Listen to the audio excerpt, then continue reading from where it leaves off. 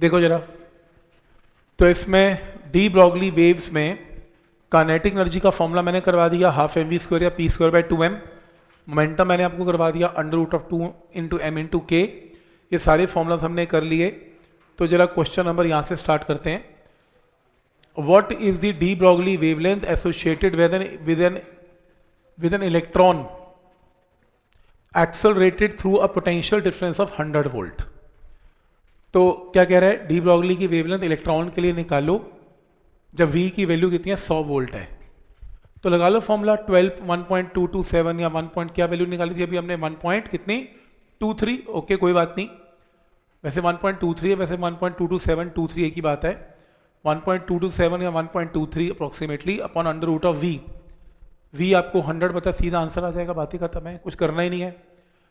तो इसके अंदर इसकी यूनिट्स एक बार चेक कर लेते हैं। ये ध्यान से, इसकी जो यूनिट्स है 1.23 upon under root of v nanometre है। चेक करना मैंने क्या लिखे थे उसमें,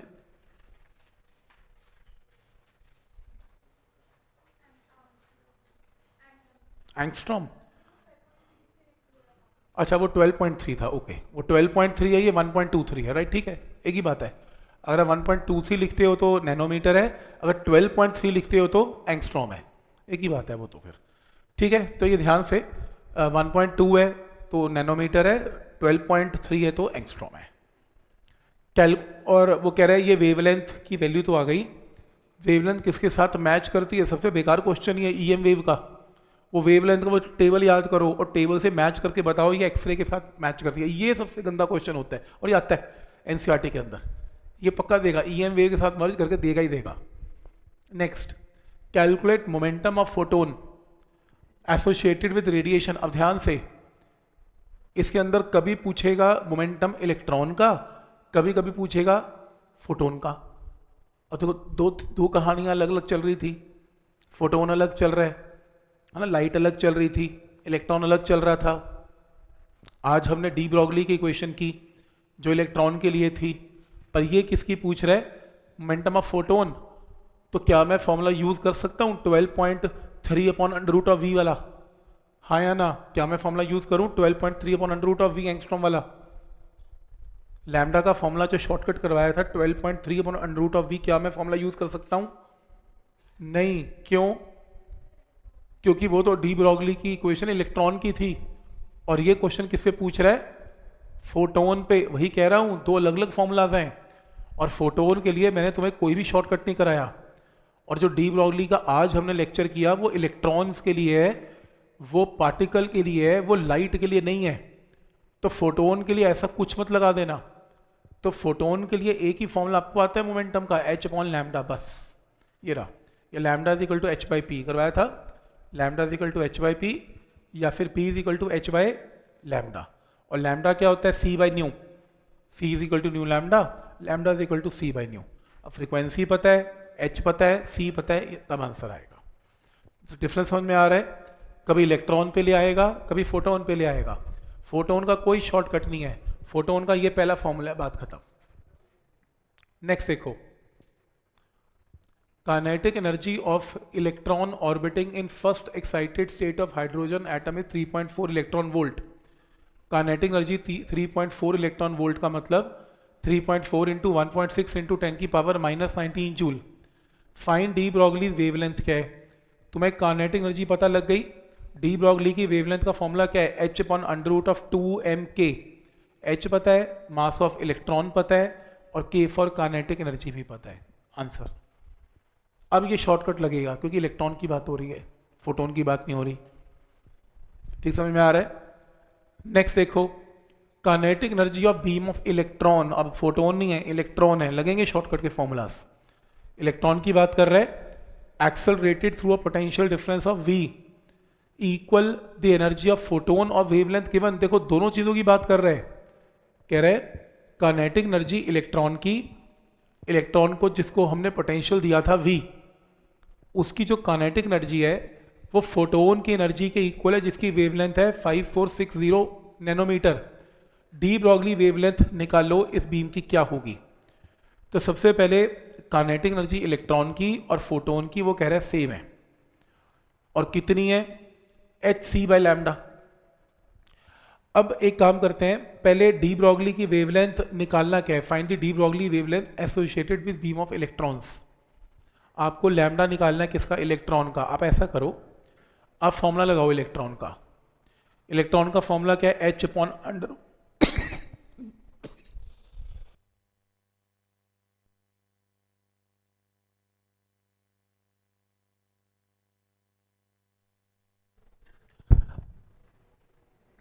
इलेक्ट्रॉन के लिए लैम्डा का फॉर्मूला लगाएं, H upon under root of 2 into M into K. अब ध्यान से नोट करना, इंपॉर्टेंट है, ये बहुत बार पेपर में आता है। ये फॉर्मूला किसके लिए वैलिड है, फॉर इलेक्ट्रॉन। लेकिन वो कह रहा है कि जो काइनेटिक एनर्जी इलेक्ट्रॉन की और फोटोन की बराबर है। फोटोन की एनर्जी क्या होती है, एच सी बाय लैम्डा। तो ध्यान से देखो, के की जगह क्या पुट कर गया, फोटोन की energy H C by lambda. CBSE के पुराने पेपर में ये चीज प्रूव करने को आ रखी है, ये वाली चीज प्रूव करो डी ब्रॉगली की वेवलेंथ इसके इक्वल है। लोग कंफ्यूज हो जाते हैं कि ये क्या बात बनी, पूछ लैम्डा रहा है और आंसर के अंदर भी लैम्डा दे रहा है, ये क्या बात बनी, दो लैम्डा कैसे आ गए। कंफ्यूजन क्रिएट होती है लोगों को। मैं फिर रिपीट कर रहा हूं, दो कहानियां चल रही हैं, एक फोटोन की और एक इलेक्ट्रॉन की। फोटोन का वेवलेंथ लैम्डा है, इलेक्ट्रॉन की वेवलेंथ लैम्डा ई है। वो आपसे इलेक्ट्रॉन की वेवलेंथ पूछ रहे हैं, H upon under root of 2 into M into K. Point clear है यहां तक। और के का मतलब kinetic energy of electron, but वो कह रहे हैं kinetic energy of electron and photon same है। तो हम क्या करेंगे, के की जगह फोटोन की एनर्जी पुट कर देंगे, जो कि क्या है, एच सी बाय लैम्डा। अब आपको प्लैंक्स कांस्टेंट पता है, आपको लैम्डा पता है, क्योंकि देखो फोटोन का लैम्डा पता है। ये आपको इलेक्ट्रॉन का लैम्डा नहीं, आपको फोटोन का लैम्डा पता है। फोटोन का लैम्डा पता है, मास ऑफ इलेक्ट्रॉन पता है और स्पीड पता है। आंसर पॉइंट समझ में आ रहा है कि क्या लॉजिक है इसमें, कैसे करना है। ये डिफरेंस समझ में आ रहा है कि क्या डिफरेंस है। फिर लगा के देखते हैं, चलो 27 पे देखो, calculate de Broglie wavelength associated with an alpha particle. अब डी ब्रॉगली की वेवलेंथ किस, डी ब्रॉगली जब वर्ड आएगा तो देखो फोटोन पे तो वैसे ही काम नहीं करेगा, रॉयंस्टाइन ने काम किया था फोटोन पे। तो डी ब्रॉगली के अल्फा पार्टिकल के लिए accelerated through a potential difference of 200 volt. और मास ऑफ प्रोटोन पता है, जो मास ऑफ अल्फा पार्टिकल होता है वो 4 गुना ज़्यादा होता है एज मास ऑफ प्रोटोन। तो मास ऑफ अल्फा पार्टिकल आ गया। फिर मुझे क्या निकालना है, मुझे वेवलेंथ निकालनी है, मुझे वेवलेंथ की वैल्यू निकालनी है इनकी। तो एक काम करते हैं, वेवलेंथ निकालने के लिए कोई शॉर्टकट देखें इसमें, नहीं क्योंकि अल्फा पार्टिकल हो गया ना, फर्क पड़ जाएगा। चलो कोई बात नहीं, ऐसे ही करते हैं। चार्ज अल्फा पार्टिकल पे कितना है, ट्वाइस ऑफ प्रोटोन, ठीक है। अब उसने क्या बोला, अल्फा पार्टिकल को वी पोटेंशियल दिया, तो अल्फा पार्टिकल के पास एनर्जी कितनी थी, चार्ज इनटू पोटेंशियल। ध्यान आगे, हमने अल्फा पार्टिकल को वी पोटेंशियल दिया तो एनर्जी क्या थी, क्यू इनटू वी, जिससे अल्फा पार्टिकल ने क्या एक्वायर की, काइनेटिक एनर्जी। तो q v is equal to half M we square, electrostatics का रूल है ये। तो अब चार्ज की जगह क्या पुट करेंगे, 2e, जो चार्ज है, चार्ज अल्फा पार्टिकल का, उसकी जगह 2e, और मास ऑफ अल्फा पार्टिकल, जो मास ऑफ अल्फा पार्टिकल है उसकी जगह क्या पुट करना चाहिए, कितना मास था, अच्छा मास तो हम निकाल ही चुके हैं उसमें m, ये रहा मास की वैल्यू अल्फा पार्टिकल की, already we have calculated 4 time mass of proton, वो m है, उसको m रहने दो। तो फिर से रिपीट करता हूं, charge into V is equal to half M we square, where m is the mass of alpha particle जो ऑलरेडी कैलकुलेटेड है 4 time mass of proton. Charge को आपने इसमें ट्वाइस प्रोटोन का कर दिया। यहां से सॉल्व करके, यहां से सॉल्व करके आपने क्या निकाल दिया, मोमेंटम ऑफ अल्फा पार्टिकल निकाल दिया। मोमेंटम कैसे निकाला, यहां से इस राइट हैंड साइड को मास से मल्टीप्लाई करो और मास से ही डिवाइड करो। क्यों, ये m स्क्वायर वी स्क्वायर हो जाएगा और ये 2m हो जाएगा। इससे एक फायदा होगा, m स्क्वायर वी स्क्वायर का मतलब p स्क्वायर, मोमेंटम स्क्वायर, और फिर बाकी इसको क्रॉस मल्टीप्लाई करके अंडर रूट लेके क्या आएगा, मोमेंटम आ जाएगा। तो बेसिकली आपने मोमेंटम निकाल लिया अल्फा पार्टिकल का।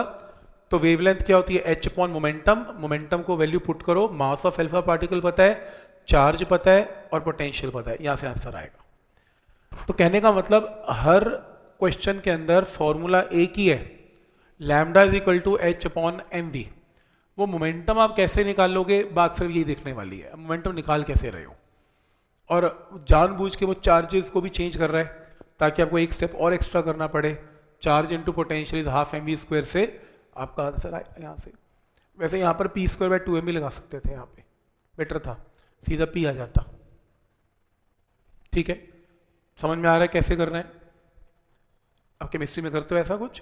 नहीं, केमिस्ट्री में नहीं करते। लो फिर से एक बार देखो, एनसीईआरटी की प्रॉब्लम आई यार, ये पक्का आनी है, मैं बता रहा हूँ आपको। डी ब्रॉगली की वेवलेंथ के ऊपर तो न्यूमेरिकल बहुत ज्यादा आने हैं। देखो क्या क्वेश्चन है, particle is moving 3 times as fast as an electron. एक पार्टिकल मूव कर रहा है जिसकी स्पीड 3 गुना ज्यादा है as an electron. The ratio of de Broglie wavelength of the particle to that of electron is given. तो डी ब्रॉगली की wavelength of the particle to electron की वेवलेंथ की रेशियो दे रखी है। Calculate particle mass and identify the particle. तो क्या दे क्या रहे, एक तो आपको स्पीड दे रहा है 3 गुना ज्यादा है पार्टिकल की दैट ऑफ इलेक्ट्रॉन, और एक आपको रेशियो ऑफ डी ब्रॉगली की वेवलेंथ दे रहा है। तो एक काम करते हैं, पहले पार्टिकल के लिए लैम्डा क्या होगा, एच अपॉन पार्टिकल का मोमेंटम। इलेक्ट्रॉन का लैम्डा क्या होगा, एच अपॉन इलेक्ट्रॉन का मोमेंटम। इसे और इसे डिवाइड करेंगे तो ये टर्म आएगी। ठीक है, इसे और इसे डिवाइड करेंगे, दिस अपॉन दिस तो दिस अपॉन दिस, ये टर्म आएगी। यहां से क्रॉस मल्टीप्लाई करके वेलोसिटी वाली टर्म लेफ्ट पे जाके तो मास की रेशियो आएगी, यहां से क्रॉस मल्टीप्लाई किया है। पार्टिकल की जो वेलोसिटी है वो 3 times इलेक्ट्रॉन की वेलोसिटी गिवन है, और आपको पार्टिकल का और इलेक्ट्रॉन का लैम्डा का रेशियो भी पता है, तो बेसिकली ये भी पता है, और पार्टिकल की स्पीड 3 times पता है, तो ये कट जाएगा 1/3 हो जाएगा, ये 1/3 हो गया, और ये रेशियो यहाँ पर पुट कर दिया आपने। तो यहाँ से मास ऑफ पार्टिकल इतने टाइम्स मास ऑफ इलेक्ट्रॉन हो गया, मास ऑफ इलेक्ट्रॉन आपको पता है, यहाँ से सॉल्व करके मास ऑफ पार्टिकल आएगा। मतलब बेसिकली आपने इसे और इसे डिवाइड किया, रेशियोज आपको लैम्डा की रेशियोज भी गिवन है, आपको वेलोसिटी की रेशियो भी गिवन है, बचा क्या, मास, मास की वैल्यू कैन बी कैलकुलेटेड, ऐसे करना है।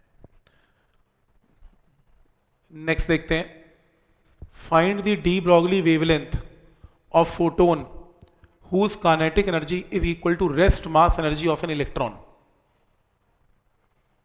प्रोटॉन की निकालनी है, kinetic energy equal to rest mass of an electron. Okay, rest mass energy of electron क्या होता है, रेस्ट मास का मतलब उसका जो मास है इलेक्ट्रॉन का, उसके कॉरस्पॉन्डिंग अगर एनर्जी निकालनी है तो आइंस्टाइन ने इक्वेशन दी थी, E is equal to mc square. तो मास ऑफ इलेक्ट्रॉन को पुट कर दो, c स्क्वायर करके एनर्जी आ गई, ये है काइनेटिक एनर्जी ऑफ प्रोटॉन।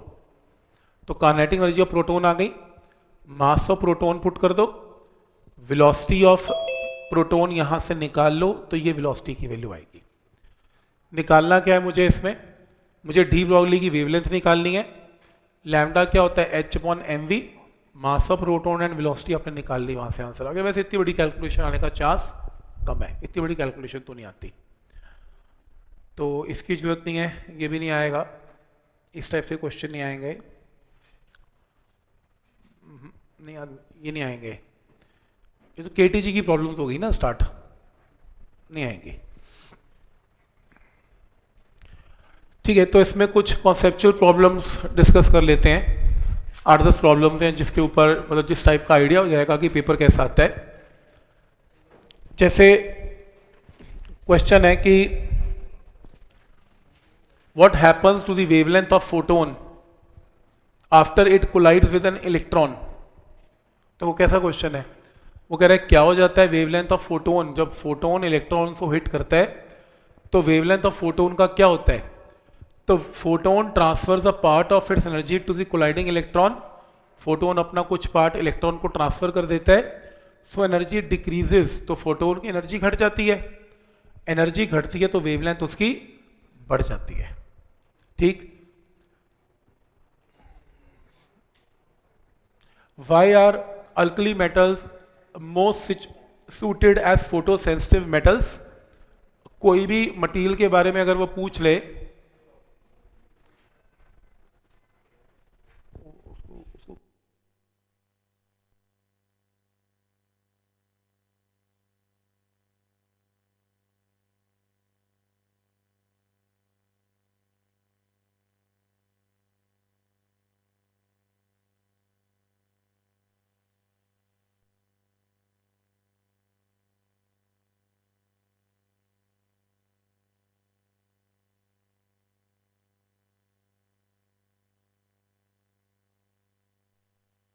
देखो, why are alkali metal most suited as photo sensitive metal, अगर कोई भी ये पूछ ले कि ये सूटेबल क्यों है, बोल देना कि उसका जो वर्क फंक्शन है वो है लो है। एक ही आंसर है। सूटेबल क्यों होगा? उसका वर्क फंक्शन लो है, तो इसलिए उसमें इलेक्ट्रॉन निकालने ईजी हैं।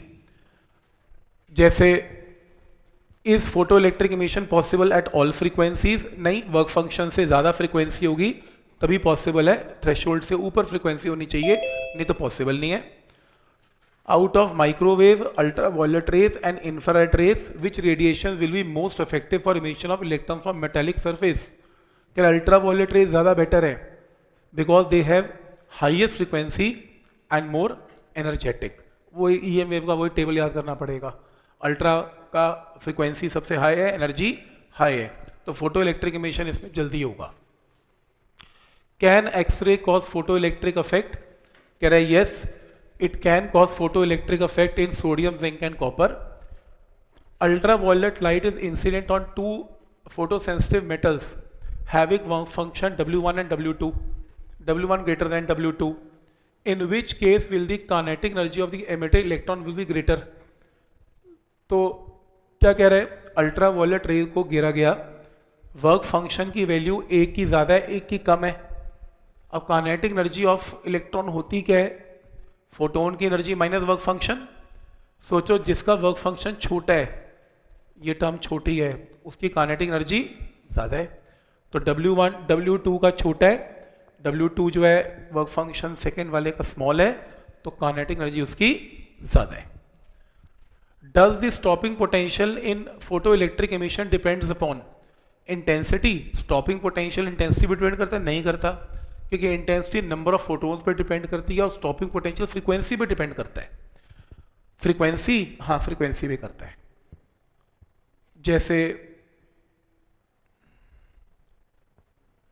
Electrons are emitted from a photo sensitive surface when it is illuminated by a green light. कह रहे इलेक्ट्रॉन निकलते हैं जब हरी लाइट के साथ फोटो इलेक्ट्रिक एमिशन किया जाता है, but electron emission does not take place by yellow light. कह रहे येलो लाइट नहीं कर पाई एमिशन।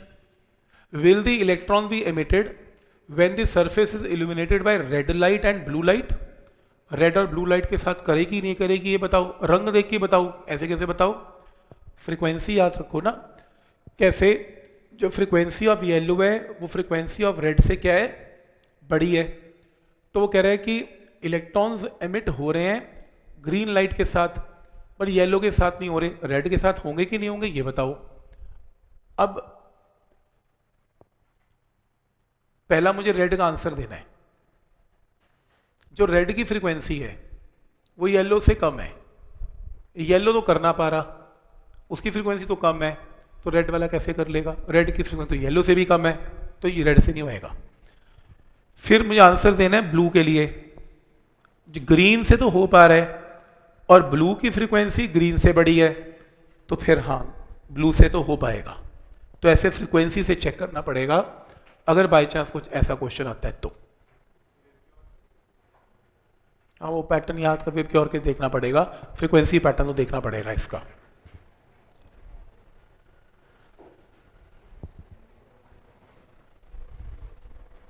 देखो मैं बोल रहा था ना ऐसे क्वेश्चन आते हैं, देखो आए हुए हैं 16-17 लगातार आए हैं। राइट 3 करेक्टरिस्टिक, ऐसे क्वेश्चन आते हैं सीबीएसई में।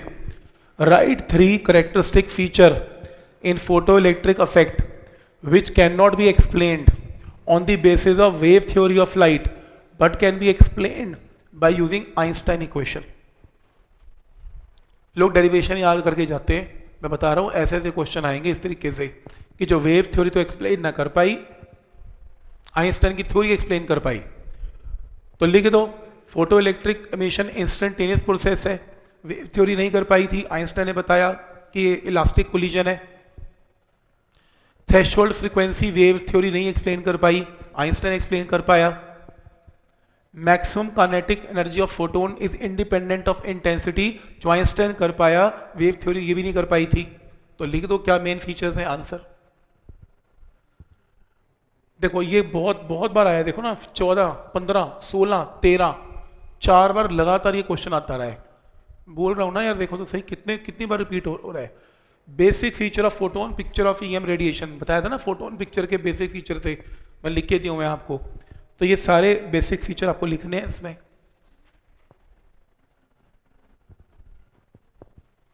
ये ग्राफ के क्वेश्चन भी आते हैं, हाँ ऐसा ये हमने कर लिया था।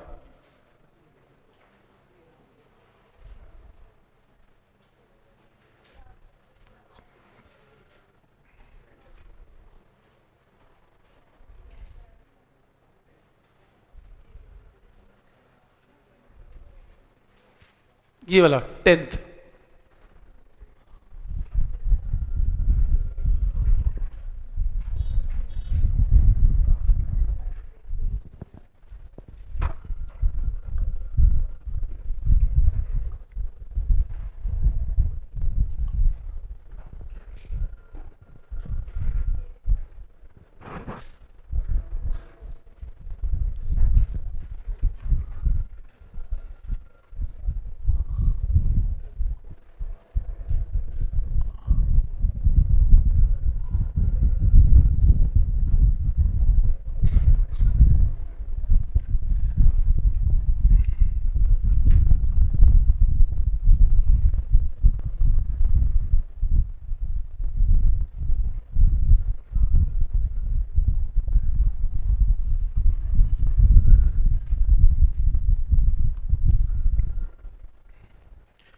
ठीक है। इसमें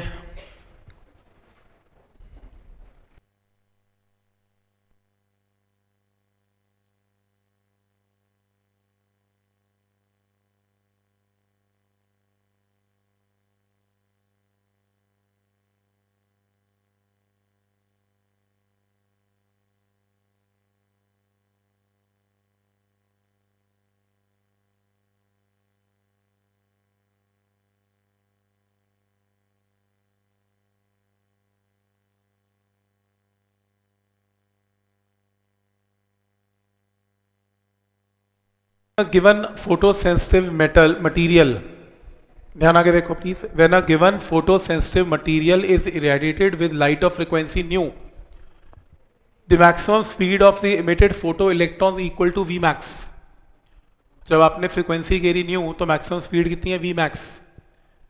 the square of V max square का ग्राफ प्लॉट किया गया विद फ्रीक्वेंसी, और ये ग्राफ ऐसा आया, स्क्वायर ऑफ फ्रीक्वेंसी और फ्रीक्वेंसी का और स्क्वायर ऑफ वेलोसिटी का। इस पूरे ग्राफ में देखते हुए obtain expression for Planck's constant and work function of a given materials in terms of these dimensions.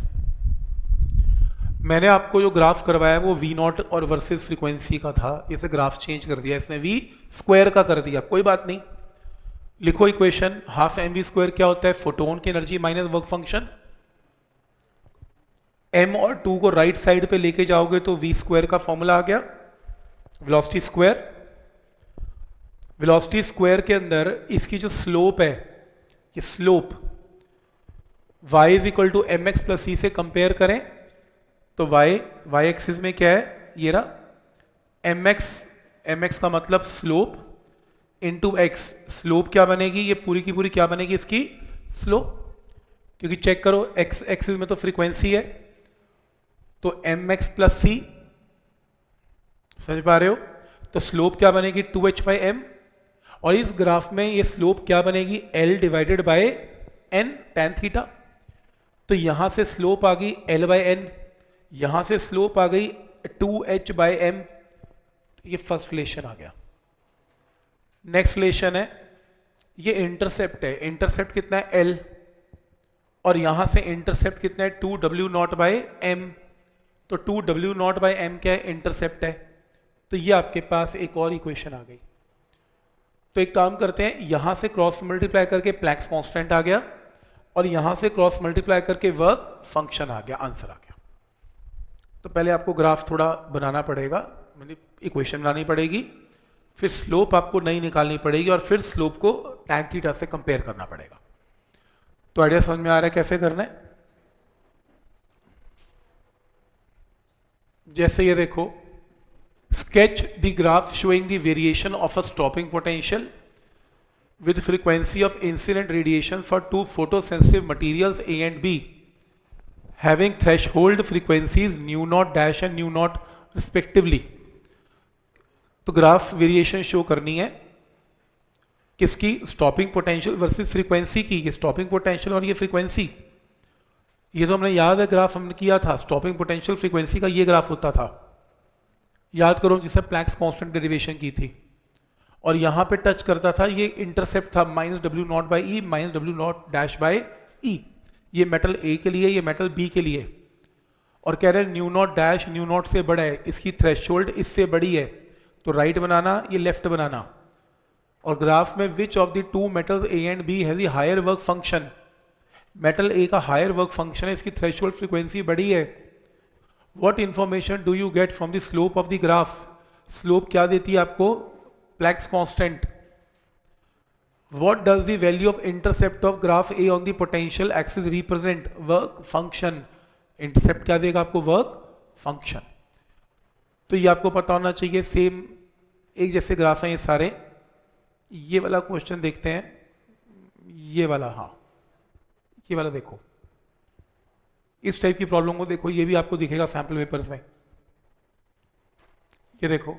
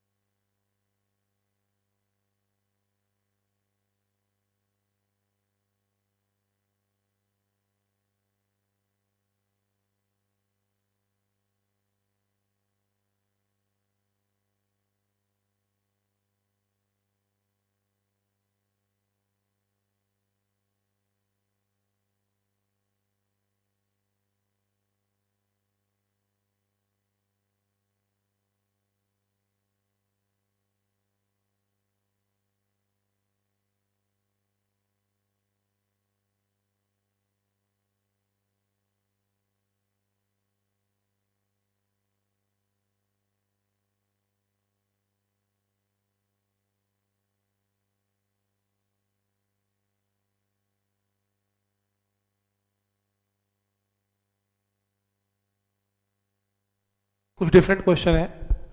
Figure shows variation of stopping potential V not with frequency nu of the incident radiation for two different photosensitive materials M1 and M2। तो दो different materials हैं, ये रहे M1 M2, और आपको ना इसमें threshold frequencies given है इसमें ऐसे, ये रही। What are the values of work function for M1 and M2? कह रहे वर्क फंक्शन बोलो, इसका वर्क फंक्शन है h इंटू न्यू 0 1, इसका वर्क फंक्शन क्या है h इंटू न्यू 0.2। ठीक हो गया, वर्क फंक्शन हो गए। नेक्स्ट क्या निकालना है आपको, the value of stopping potential for M1 and M2, the values of stopping potential for M1 and M2 for a frequency ν3, ये रहा ν3 which is greater than ν02 of the incident radiation are V1 and V2 respectively. देख रहे हो ν3 के respectively ये इसका potential है और ये इसका पोटेंशियल है V1 एंड V2। आपको प्रूव करना है कि slope of the lines is equal to V1 minus V2, और ये जो प्रूव करना है आपके सामने है। चेक करो, सबसे पहले ये बताओ ये ग्राफ है किसका, पोटेंशियल वर्सेस फ्रीक्वेंसी का, और इसकी स्लोप होगी क्या। देखो जो स्लोप ऑफ लाइंस है, क्या निकालना है मुझे, यहां से लेते हैं। देखो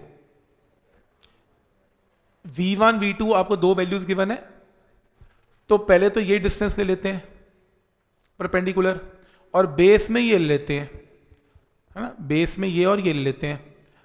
तो मैंने क्या लिया, AB डिवाइडेड बाय BC, ऐसे ही हुआ।